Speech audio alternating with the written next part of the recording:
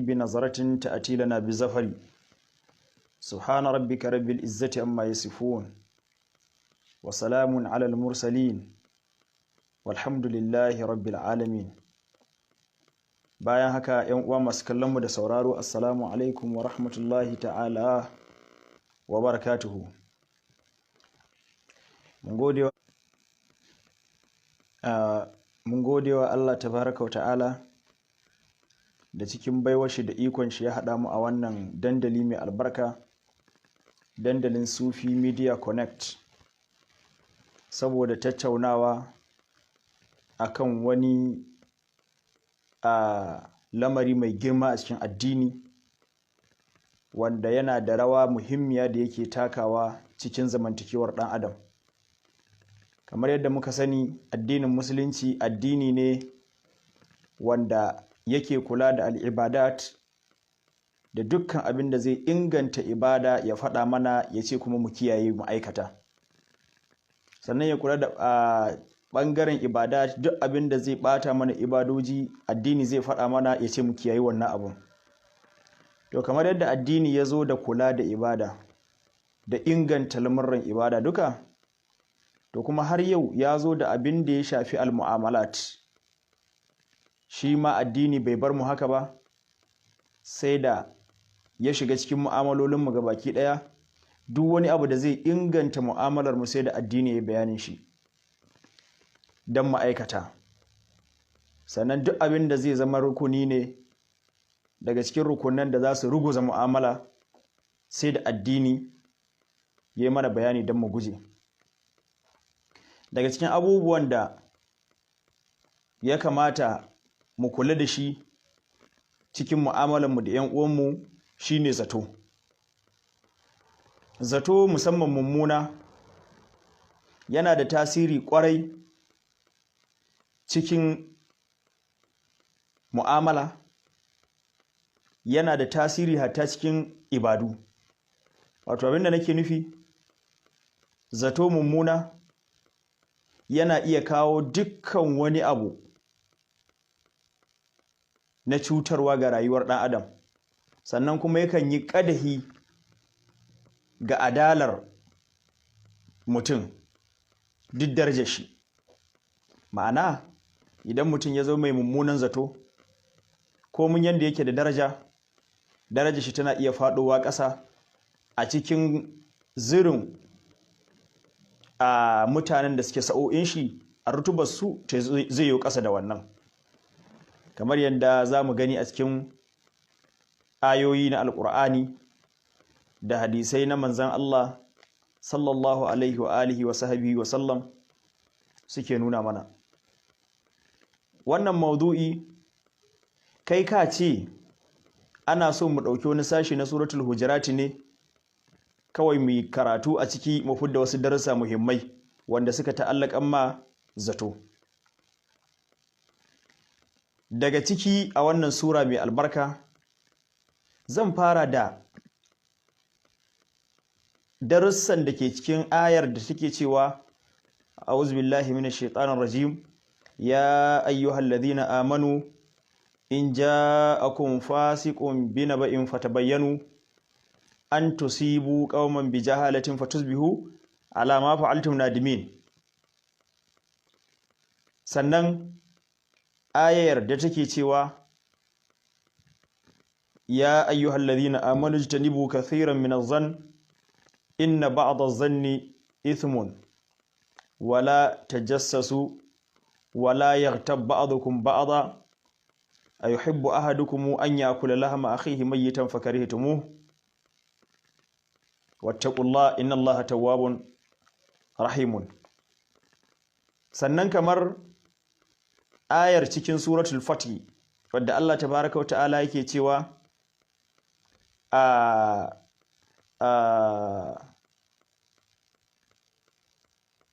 Allah tabaraka wa ta'ala yana faɗa mana cewa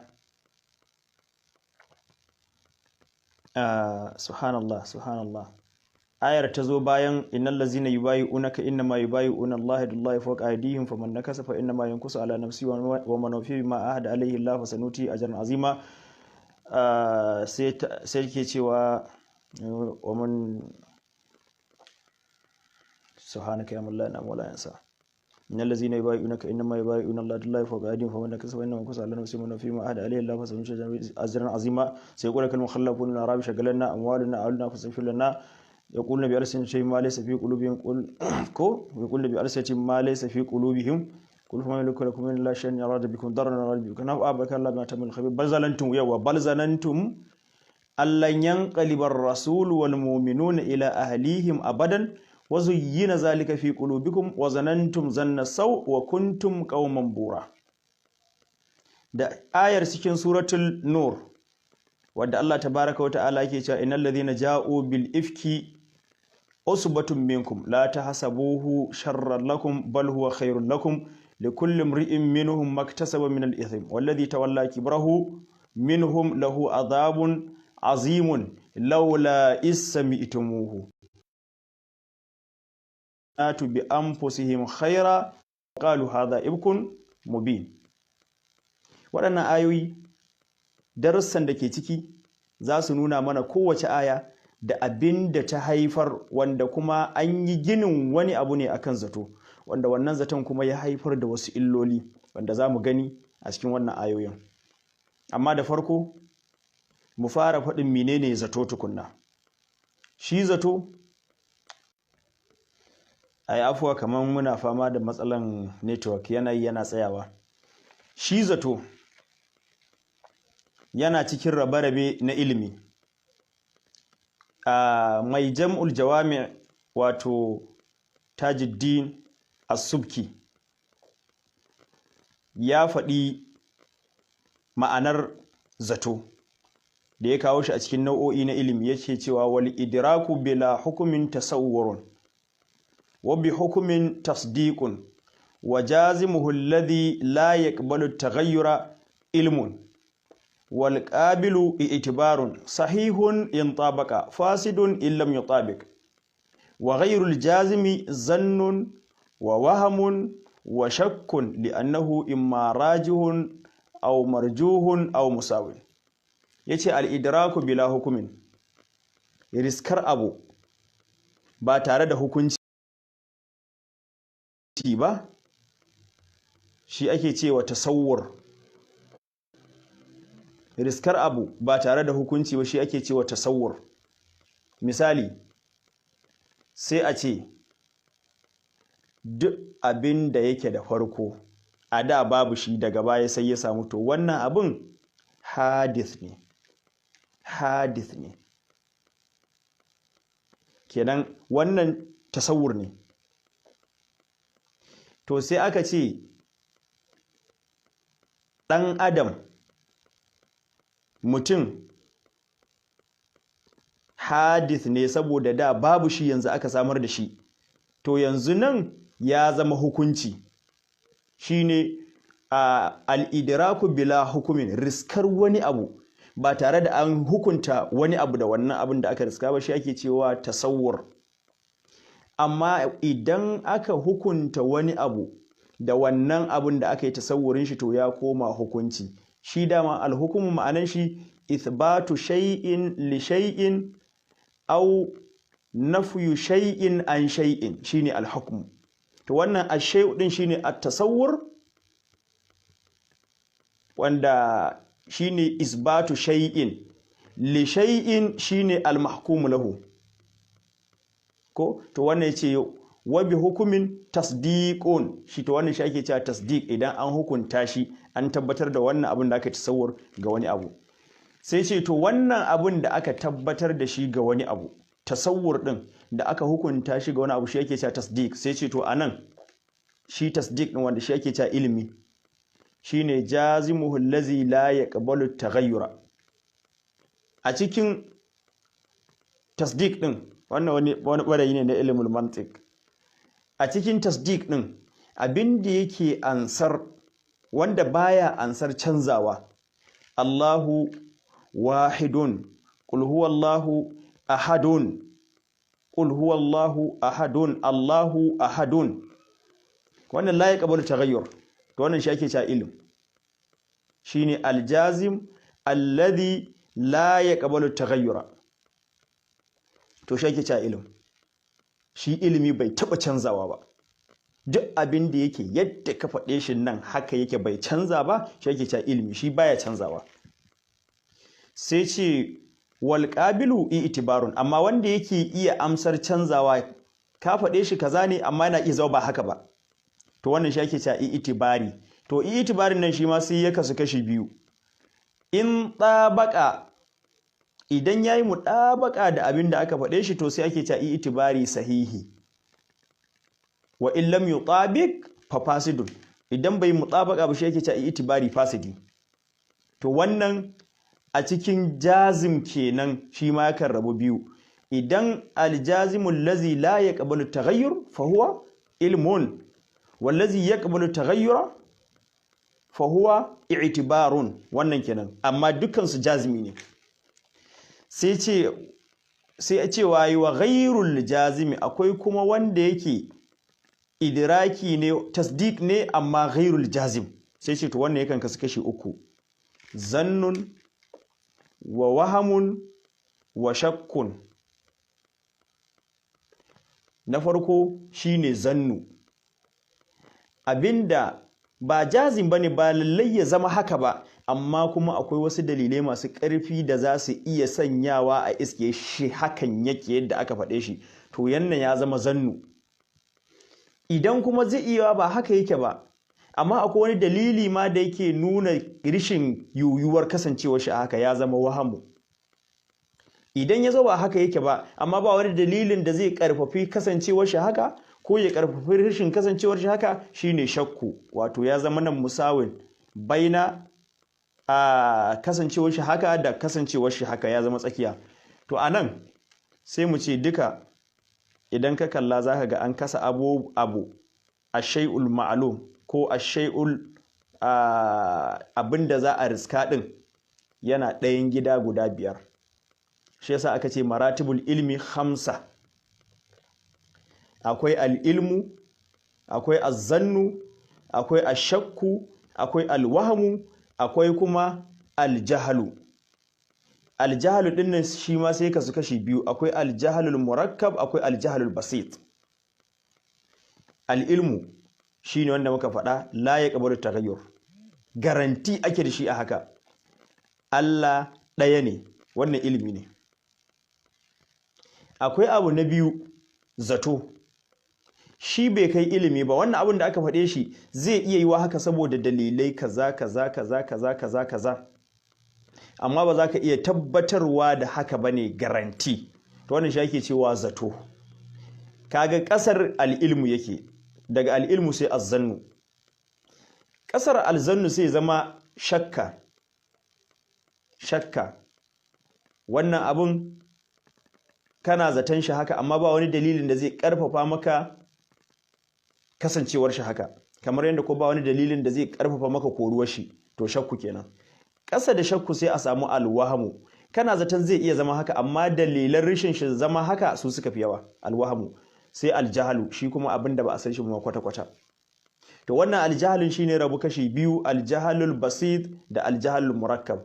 Aljahalul basit, misali sai a tambaye ka ya sunana, ni Munir, sai wani ya tambaye ka, da Allah wannan mai da nake gani a shafin nan yanzu ya sunan shi, sai ka ce baka sani ba, wannan aljahalul basit. Da aka tambaye ka baka sani ba amma sai ka ki cewa baka sani ba, sai ka ce ai sunan shi Mahmudu, wannan aljahalul murakkab. Bayan baka sani ba, shi kanshi jahilcin naka ka kuma ƙara jahilta shi, ka ƙara wani jahilci akan jahilcin farko. Cewar da kai sunana Mahmud ya tabbatar da baka sani ba, jahilci na farko kenan. To da ka tsaya anan aljahalul basit, sai ka ƙara da jahilci na biyu, sai ka ce kuma sunan shi Mahmud, misali. To waɗannan abin da yasa ne wannan ta'arifin, dan a san ma me ake nufi da zato. Zato shine duk wani abu da baka da tabbacin haka yake, ko da kwa kana da wasu dalilan da za su iya cewa abun fa yayi kama da hakan yake, amma in babu yaƙini, ba jazim bane ba wannan, to zato suna wannan abun. To zato kashi biyu ne, akwai azzan al-mazmum, akwai azzan al-mahmud. Wannan kuma idan aka zo a shari'a, akwai zaton da shari'a tana yaban shi, tana godewa masu shi. Akwai zaton da kuma shari'a tana zargin masu aikatawa. Duk zaton da zai jawo zuwa ga aikata alkhairi, to wannan zato ne az-zannul mahmud, zato ne abin yabawa, abin godewa mai shi. Shi ya sanya ma har ake yin saɓani a kai, dan da al'ilmu ne ya koma annas, shi ya sanya laftilafa ko lashtihada ma'annas, idan an samu nasi ba ijtihadi, wannan kenan. So abinda ake cewa zato, a zaci wani abun da baka da tabbas akan shi, amma akwai kuma dalilan da suke iya alamta maka cewa wannan abun haka yake nufi. To sai alqur'ani ya ce mana ya ayyuhal ladina amanu, ai afuwa dai muna samun matsalar network. To wannan shi ake cewa zato. To sai alqur'ani ya ce ya ayyuhal ladina amanu ijtanibu kathiran minaz zanni, ya ku wanda ka bada gaskiya da Allah kuka zama mu'minai, ku guji mafi yawan zato. Anan ba a ce ku guji zato ga baki ɗaya ba, sai aka ce mafi yawan zato, saboda akwai zaton da yin shi ba laifi bane ba, kamar yadda ne wancan bayanin. Wannan ayar duk da tana da sababin nuzul, kamar yadda malaman tafsiri suke ambatawa, cewa manzon Allah sallallahu alaihi wasallam ya kasance idan za a yi tafiya sai ya duba waɗanda suke da guzuri na kirki da kuma masu raunin guzuri.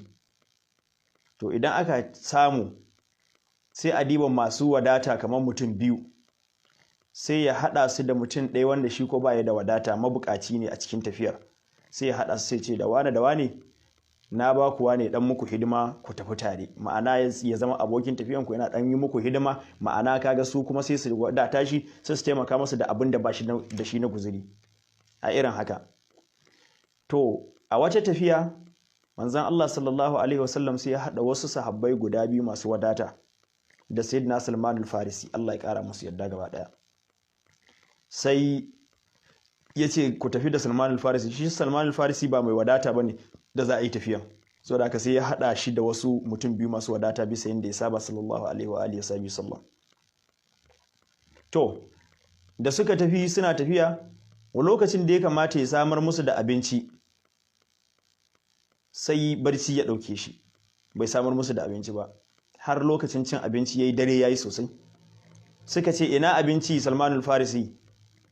Sai ya ce wallahi ku yi haƙuri, nayi bacci, kaga yanzu ba dama a dafa abinci, a sarrafa abinci.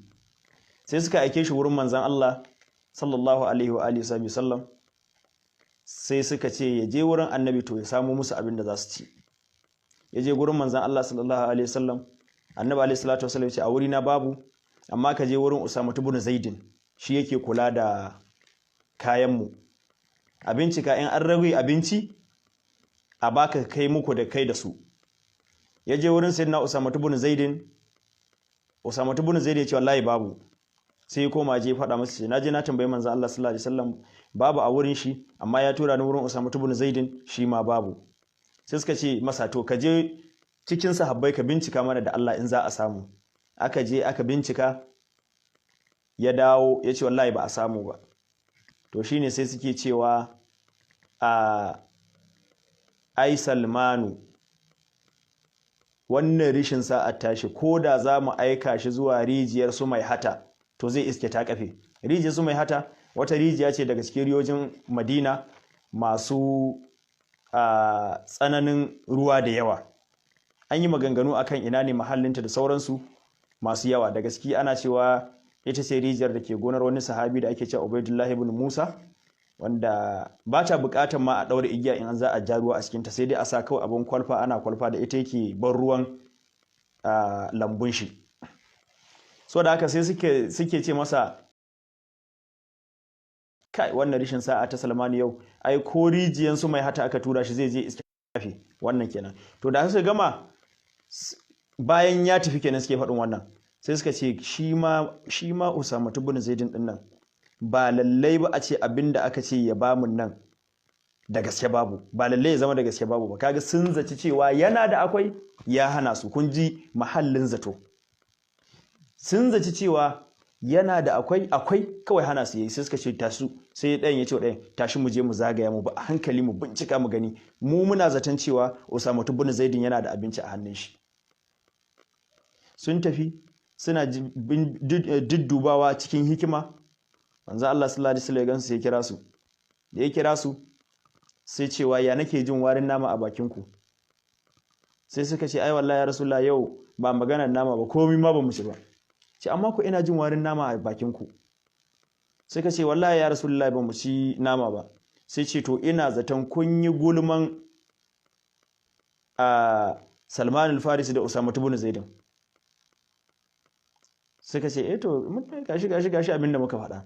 Sai ce to wannan shine ma'ana waccan ayar ya ayyuhal ladzina amanu tanibu kathiran minaz-zanni inna ba'daz-zanni ithmun wala tajassasu wala yaghtab ba'dukum ba'dha ayuhibbu ahadukum an ya'kula lahma akhihi mayyitan fakarihtum.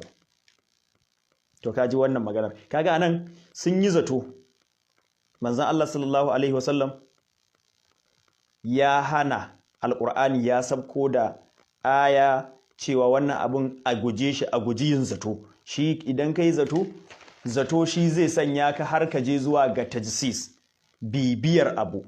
Akwai bambanci tsakanin at-tajsis da at-tahsis wanda zamu ambata shi a cikin hadisi wanda muttafaqun alaihi ne. Bukhari da Muslim sun yi ruwaya daga sayyidina Abu Hurairah Allah ya kara masa yarda, wanda manzon Allah sallallahu alaihi wasallam yake cewa iyyakum waz-zanna fa inna az-zanna akdhabul hadithi wala tahassasu wala tajassasu wala tanajashu wala tahasadu wala tabaghadu wala tadabaru wa kunu ibadallahi ikhwanan. Hadisi muttafaqun alaihi. To at-tahsis shine kai bincike wanda zai kai ka zuwa ga wani abu da ake son samu na alkhairi, kamar yanda can annabi Yaqub yake cewa ƴaƴan shi su tafi fa tahassasu min Yusufa wa akhi wala ta'asu min ruhillah.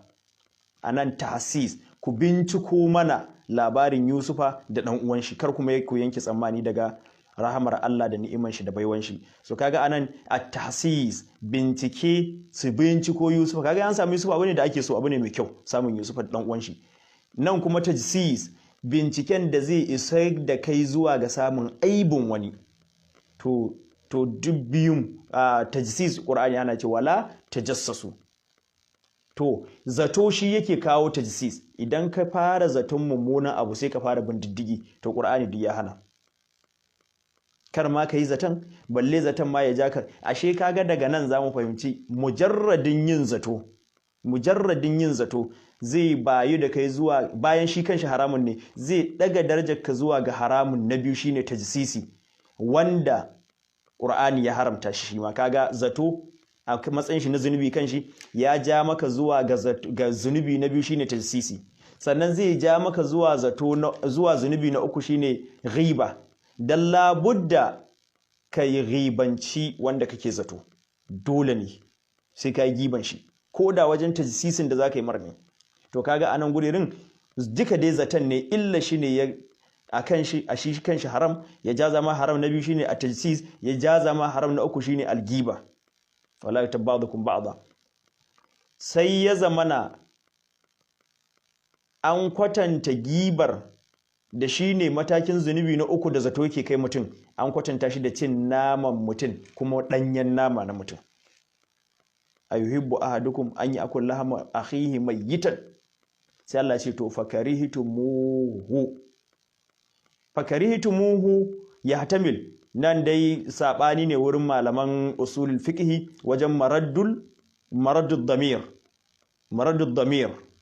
ko sabani wurin malaman fiqh, kuma shi ma bincike ne, bahasi ne mai zaman kanshi a cikin ilimin luga ko cikin ilimin usul fiqh, ko da yake daman dai ilimin usul fiqh dan fare yake da ilimin luga, ba za su taba rabuwa ba. To fakarihitumul gibata, ko kuma fakarihitumu akala lahmi akhikum, ko fakarihitumu at-tajsis allazi yu'addikum ila al-ghiba, ko fakarihitumul zanna alladhi yu'addikum ila al-ghibati wal ghibatu tu'addikum ila ko fakarihitumuz zanna allazi yu'addikum ila tajsis wat tajsis allazi yu'addikum ila al-ghiba wal ghibatu allati tuaddikum ila akli lahmi akhikum.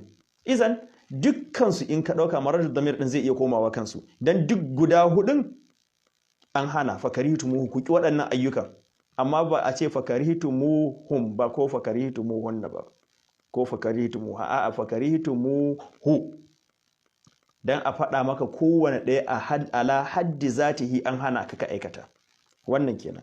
So da haka ashe zato irin wannan kaga menene abin da yi me manzo Allah sallallahu alaihi wasallam ya fassara aikin waɗancan mutane, wani irin aiki ne wanda annabi ya fassara musu da wannan ayar?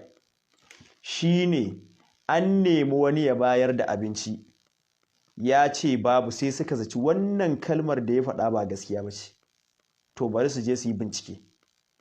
So da haka duk lokacin da mutum zai zo ya ce maka abu kaza kaza ne kawai ka yarda, kar ka zaci sabanin abin da ya faɗa maka, balle ka tafi kai tajsisi.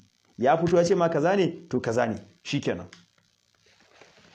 Sannan har wa yau mummunan zato din nan, wannan na faɗi matsayin mummunan zato tukunna, amma ban ma faɗi illar shi a cikin zamantakewa da mu'amala ba, da kuma yadda na ce yana sabko da darajar mai daraja zuwa ga daraja makaskanciya ko da ko yana cikin daraja madaukakiya.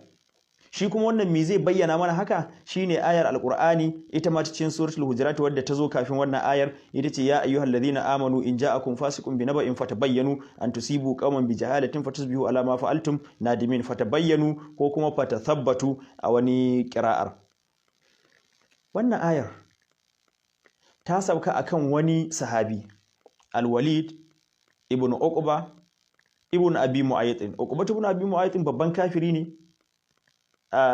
sosai. Allah cikin ikon shi fitar da dan shi sahabi. Wannan Uqba ibn Abi Walid ibn Uqba, manzon Allah sallallahu alaihi wasallam saboda amincewa da yayi da shi, kaga kasancewar shi sahabi, mu dauki wannan. Na biyu, a cikin sahabban ma makusantan manzon Allah wanda har zai iya shiga cikin zirin mutanen da in annabi yana da wani aiki zai sanya su. Biyu. Na uku, manzon Allah sallallahu alaihi wasallam ya aike shi amso zakka, kaga kenan annabi ya amince masa, ya bashi amana. Mu kalla sahabantaka a cikin sahabban ma na kusa da annabi waɗanda annabi ya sani har zai iya kiran sunayensu, ya ce wannan wane ne, wannan wane ne, kai wane zo ka min kaza.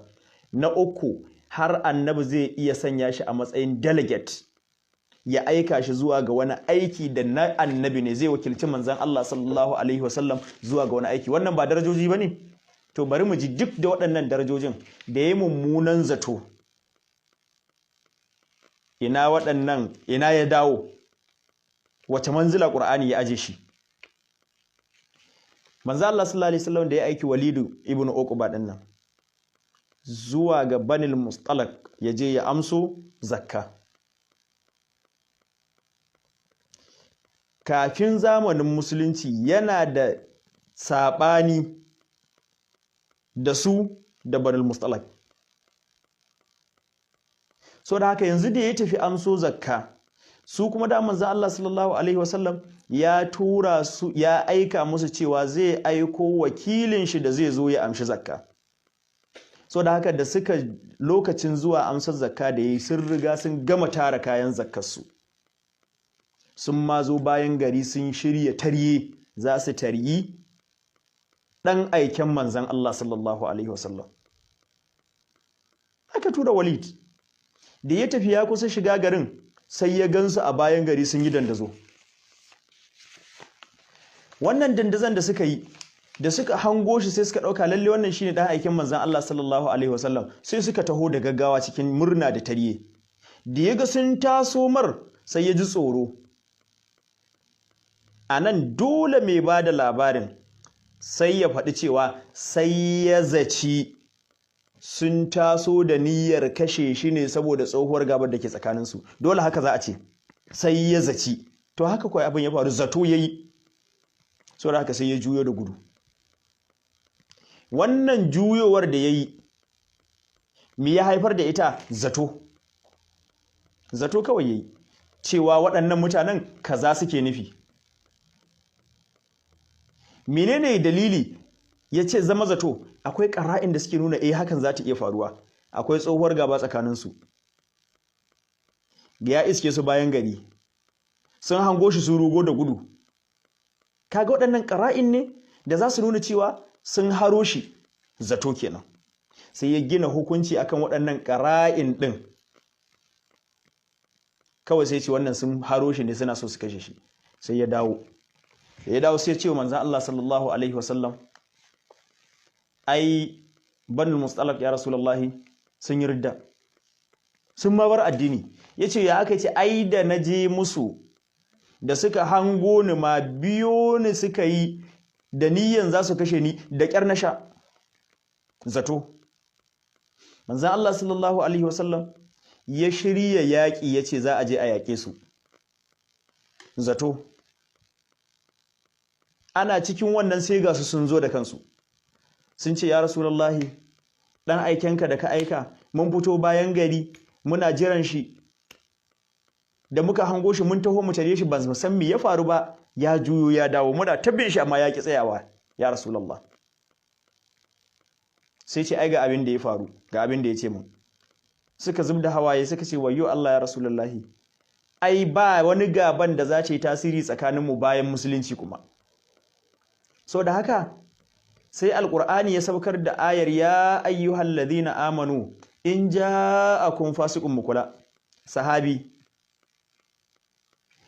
makusancin annabi, delegate wanda annabi ya amincewa, amma daga waɗannan maratib din gaba daya da yayi zato mummuna, ina ya duro? In ja'akum fasiqun.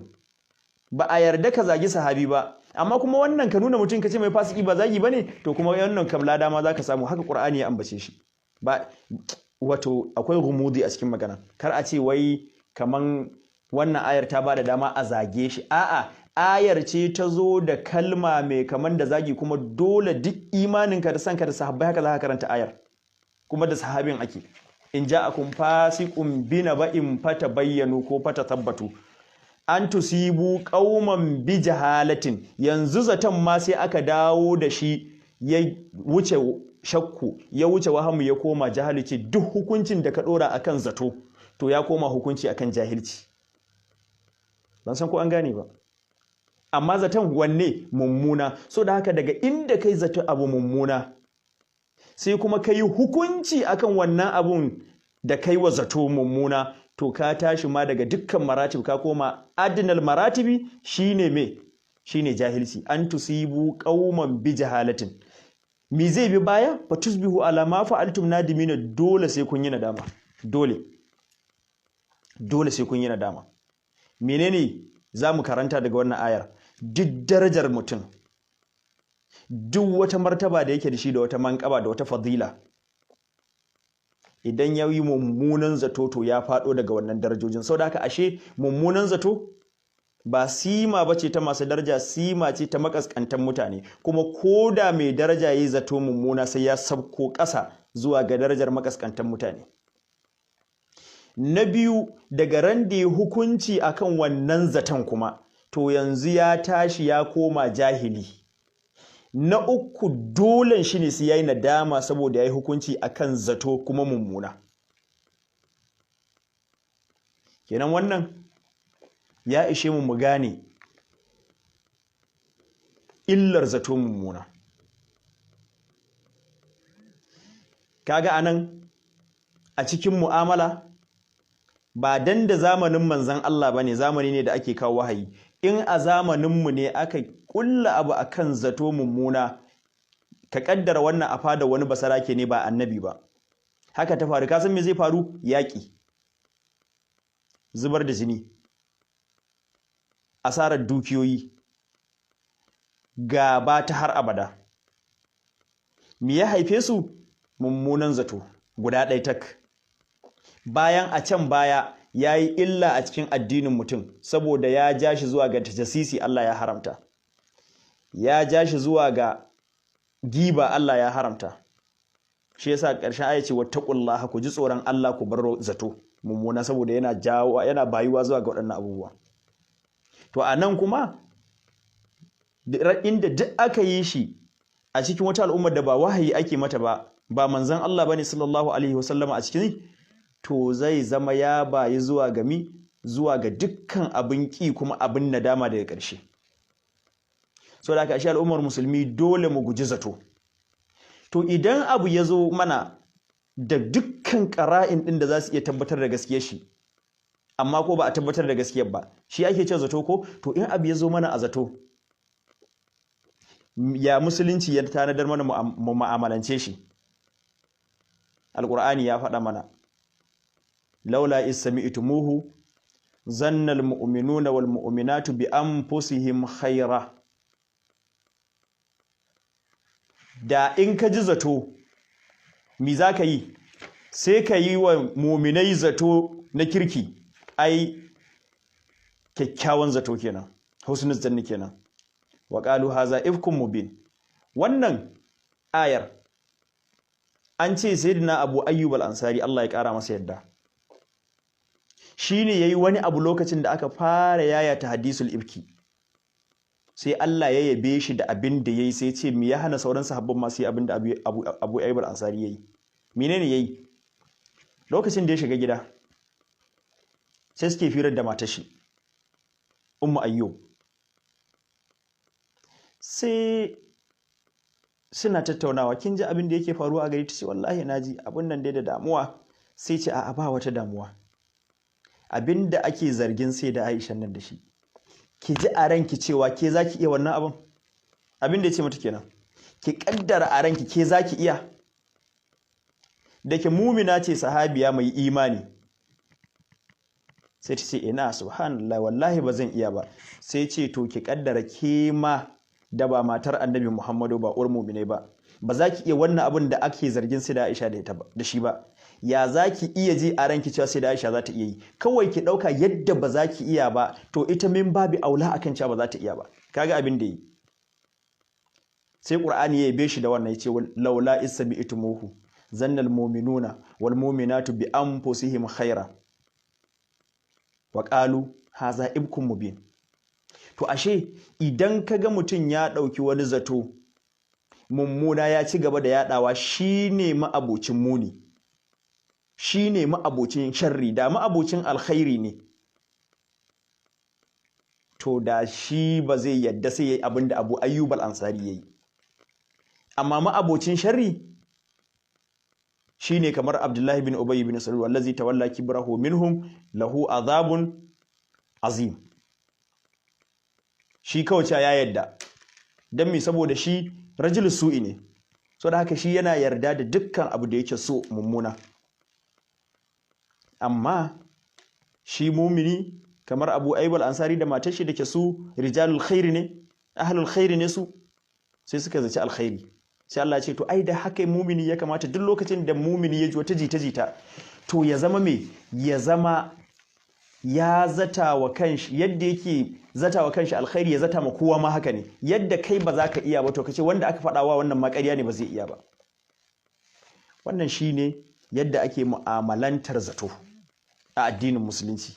Qur'ani duka ya koya mana al'ummar musulmi, shi yasa ba abin da zai maido da mu daidai a cikin al'umma, wallahi sai alqur'ani. Abi alqur'ani, abi sunnar manzon Allah sallallahu alaihi wasallam, komai zaka samu. Duk inda mishkila ta dukunku ne, da ka leka alqur'ani zaka tsamo ta. Daman qur'ani ya riga ya tanada, kuma da ya tanada sai da ya shela. Yace ma farratna fil kitabi min shay'in. A cikin alqur'ani ba abin da muka bari wanda babu shi, sai dai in idan ka bai kai ga gani ba kawai, amma komai akwai a cikin alqur'ani. Haka ne. So wannan al'ummar musulmi shine abinda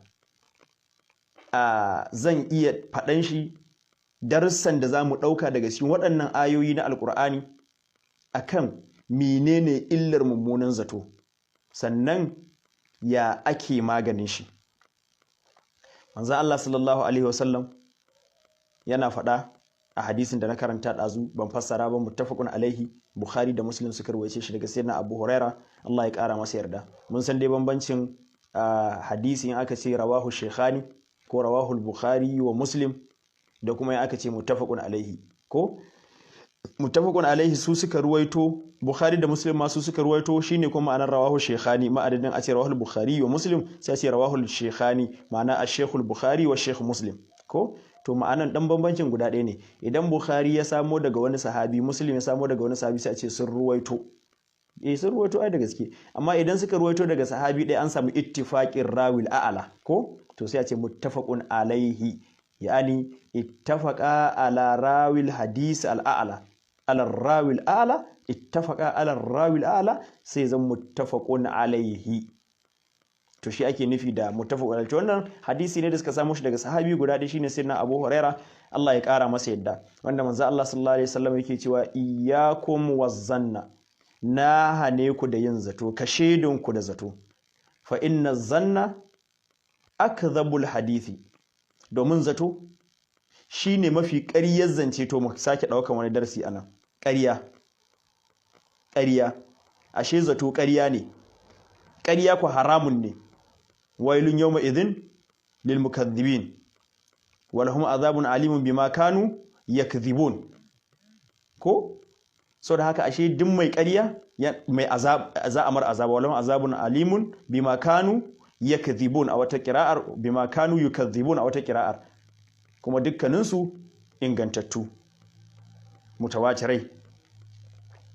So da haka sai ce fa inna zanna akdhabul hadithi, a ƙaryar ma zato shine ƙarya mafi zama ƙarya, sai ya kawo shi da af'alut taf'il ko sai ce wala tahassasu, kar ku zo masu bin diddigi ko na tahsisi, wala tajassasu ko na tajsisi. Wannan ba akan itlaqin shi bane, za a samu quyud da za su yi kaidin wannan kauli din. wala tanajashu wala tahasadu wala tabaghadu wala tadabaru wa kunu ibadallahi ikhwanan, ku zama ƴan uwa gaba daya a cikin Allah. Wannan ba zai yi ba sai an bar zato, kaman yana so ya ce ba za ku zama ƴan uwa ba a haɗe a cikin lamarin Allah sai kun bar zato. Matukar kun samu zato, wannan ƴan uwantaka za ta ruguje. Ku gina lamuran ku akan zato kyakkyawa. Anan zaton da yake faɗi shine mummunan zato. Wani hadisi manzon Allah sallallahu alaihi wasallam yana cewa inna Allah harrama minal muslimi damahu wa irdahu wa an yuzanna bihi zannasu. Manzon Allah sallallahu alaihi wasallam ce Allah ya haramta jinin musulmi, ya haramta mutuncin musulmi, kuma ya haramta ayiwa musulmi mummunan zato. Shi yasa wata ibara da nake yawan jinta bakin sufaye, ban sani ba hadisi ne ko ba hadisi ba, amma ina yawan jinta wajen salihan bayan Allah, cewa khaslatani laysa fawqahu shay'un min alkhair, husnul zanni billahi wa husnul zanni bi ibadillah, wa khaslatani laysa fawqahu shay'un min ash-sharr, su'uz zanni billahi wa su'uz zanni bi ibadillah. Wani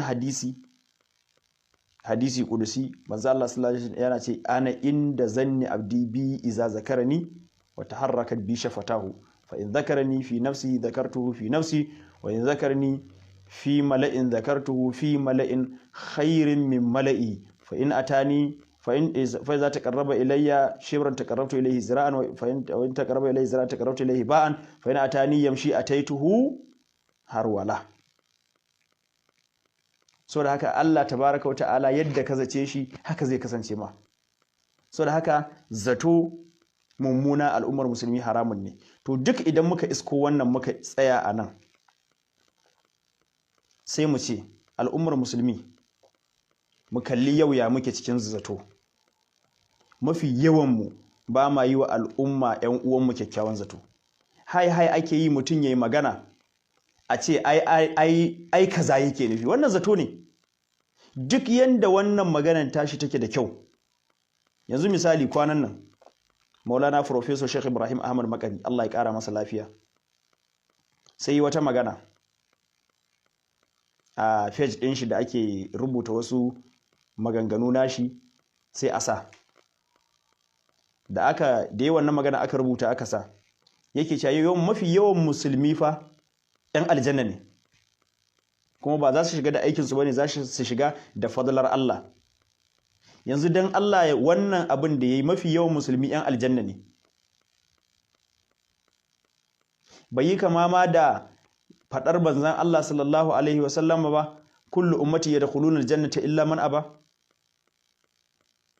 Bai yi kama da man qala la ilaha illallah dakhala aljannata ba, wanda Abu Zarr yake cewa ya Rasulullah walau zana wa in zana wa in saraka, manzo Allah ce wa in zana wa in saraka, yace wa in zana wa in saraka, yace wa in zana wa in saraka, har a ƙarshe ce ala ragmi an fi abi dharrin. Bai yi kama da hadisin can na man as'adun nasu bi shafa'atika ya Rasulullah, wanda manzo Allah yake ce laqad zanantu ya Aba Huraira Allah yas'alani an hazal hadithi ahadan qablaka li hirsika alal hadith. As'adun nasi bi shafa'ati yawmal qiyamati man qala la ilaha illallah khalisan fi qalbihi. Duk waɗannan ba su kama ba, saboda haka ashe al'ummar musulmi duk yan aljanna ne mafi yawa, kuma ba da aikin su ba, da rahamar Allah tabaraka wa ta'ala. Ko kullu ummati yadkhulul jannata illa man aba, qila wa man ya'ba ya Rasulullah, qala man ata'ani dakhala jannata wa man asani faqad aba. To amma wannan maganar ta Maulana al-Prof wadda ba ta ma da wurin wani suka ko kaɗan, sannan shi kuma ya ma gina zaton shi akan kyakkyawan zaton da yake wa Allah da kyakkyawan zaton da yake bayan Allah. Zaton shi da Allah shine Allah zai wa bayan shi gafara. Akwai hadisin da ake cewa Allah tabaraka wa ta'ala zai tsaye da wani bawa ranar lahira a filin hisabi, ya ce masa kai mugun bawa, a duniya ka yi kaza. Sai ce Allah na aikata, ce baka san na hana bai, ce nan la na sani. Ka sake aikata kaza, baka san na hana bai, ce na aikata kuma na san ka sani ya Ubangiji. Sai ce zumi kake zaton zan yi maka, sai ce gafara. Yadda ka suturce ni a duniya na yi abin nan baka bayyana ni ba, anan ma na tabbata za ka suturce ni, ina kyautata wannan zaton. Me kake zaton zan maka? yace gafara. Sai ce yadda ka zace ni ka sabe ni haka na yi maka gafara.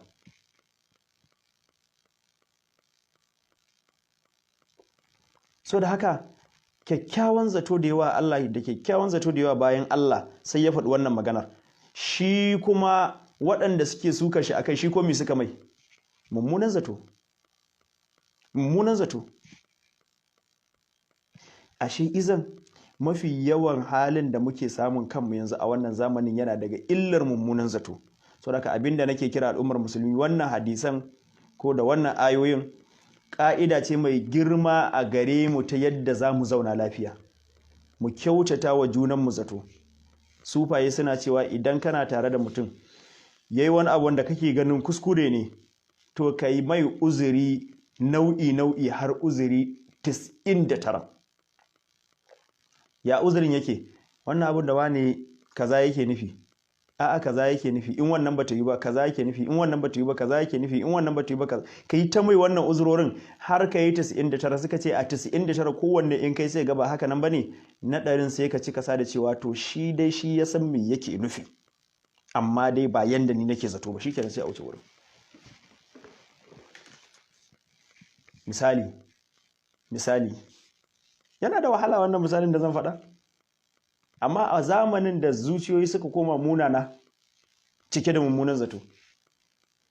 Misali sai ka gita da wani aminin ka malami, mutumin kirki a unguwa,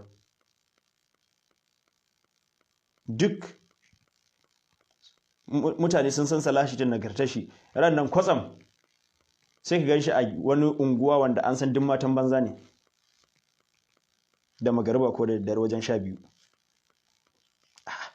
Dan Allah idan ka ganshi wani zato zaka fare akan malamin nan, mutumin kirkin nan na ungoku?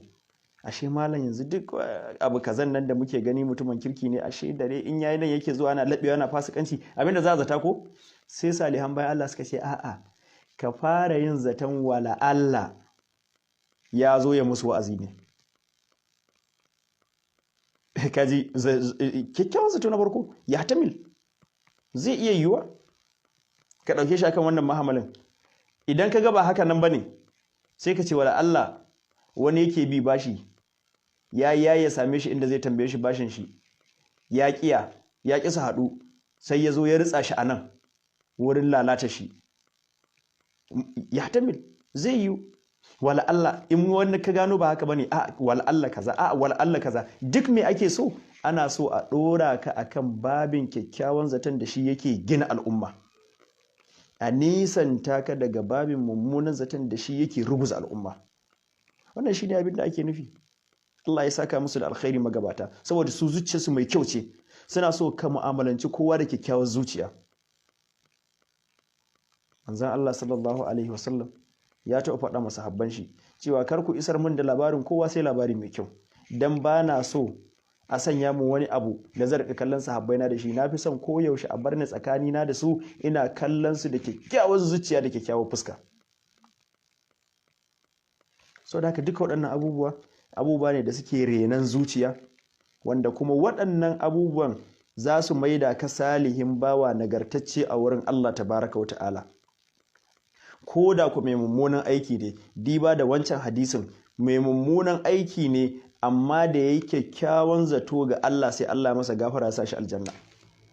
Sannan za su gina al'umma, za su kusato da al'umma kusa, za su ƙara danƙon zumunta da soyayya a tsakani, za su sa a zauna lafiya. Mummunan zato zai yaddo ka daga daraja ta ƙoli ka yo ƙasa, ko da kuwa kai sahabi ne ka ji alƙur'ani na kiranka fasiko. Zai kawo fitina a tsakanin jama'a da gaba, zai nisanta tsakanin jama'a, zai ruguza al'umma. Abubuwa munana wanda ya tarattabu na ala su izzanni. So da haka al'ummar musulmi ya kamata mu kula kwarai, mu nesanta kanmu da mummunan zato. Muna roƙon Allah tabaraka wa ta'ala ya nesanta mu da mummunan zato. Allah tabaraka wa ta'ala ya albarkace mu da kyakkyawan zato tsakaninmu da 'yan uwanmu a duk inda suke. In na ce 'yan uwanmu dukkan musulmi, ba wata ta'ifiyya. Ni ina ɗariƙa, dan Allah kar in munana wa ɗan izala zato, ba wani dalili.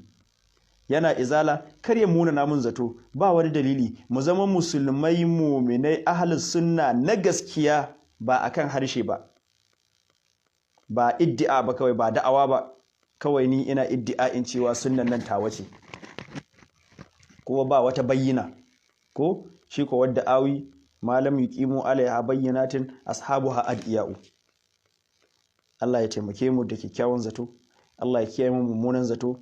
Wallahi da an ɗauki wannan ɗabi'ar ta kyakkyawan zato za a haɗa abubuwa da yawa, za a haɗa kawuna al'umma da yawa, saboda duk mafi yawan abin da za ka ga ya taɓarɓare ya lalace, maɓuɓɓugar shi, mafarar shi, matasan shi shine mummunan zato. Duk abin da ka ga ya yi kyau, wata tarayyar da aka daɗe bata ruguje ba, kullum ƙara haɗuwa take, to suna gina wannan rayuwar tasa akan kyakkyawan zato wa juna. Kana kyautata min zato, ina kyautata ma zato, za mu daɗe. Amma ina munana ma zato, kana munana min zato, ko sati ɗaya ba za a yi ba. Dole sai an ga yaga tsakaninmu, sai an ga rabewa, sai an ga mizanci rabuwa dai. Saboda al'ummar musulmi babban abin da za mu cire tsakaninmu, kaga kawunanmu sun haɗu, mun taimaki junanmu, mun amfani junanmu, mun zauna tare, mun yi soyayya wa juna, shine mu cire mummunan zato, mu maye gurbin shi da kyakkyawan zato. Wallahi alazim idan mun yi haka, al'umma za ta dawo ummatan wahida. Wa ana rabbukum fa'budu. Allahumma salli ala sayyidina Muhammadin al-Fatih lima ughliqa wal khatimi lima sabaqa nasiril haqqi bil haqq wal hadi ila siratikal mustaqim wa ala alihi haqqa qadrihi wa miqdaril azim. Subhana rabbika rabbil izzati amma yasifun wa salamun alal mursalin walhamdulillahi rabbil alamin. Wa alaikum assalam.